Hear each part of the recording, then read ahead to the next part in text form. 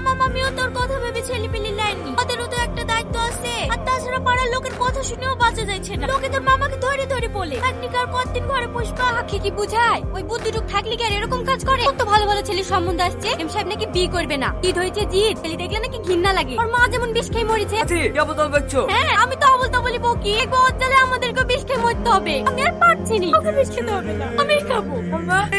বিষ দেন। কি বিষ দেবো? না না বিষ হবে না। হবে না মানে? আমি কি টাকা দেবো না নাকি? বিষ দেন। ওই ভুল করো না চাচা, দেখছো না দেখিতে পাগলি মনে হচ্ছে, দেখুন খেয়েটে ফেললে পুলিশে তখন তোমাকে ধরবে। আমিও তো তাই বলছি, এই মানুষকে বিষ দেওয়া যাবে না। কি ব্যাপার, বাড়িতে ঝামেলাটা বেলা করে এসছো নাকি? তোমাকে হাতে জ্ঞান দিতে বলি, আমার টাকা দিয়ে আমি বিষ কিনবো। আয় না গায়ে মাখি, তোমার তাতে কি? বাবা হাউস তো কম না। আপনি বিষ দেবেন? না না, আমার কি মাথা খারাপ হয়ে গেছে নাকি যে তোমাকে বিষ দেবো? আজকালকার মেয়েরাও না বয়ফ্রেন্ডের সাথে মনে হয় কাজে টাজে হয়েছে আর অমনি বিষ খেতে ধরবে এসে।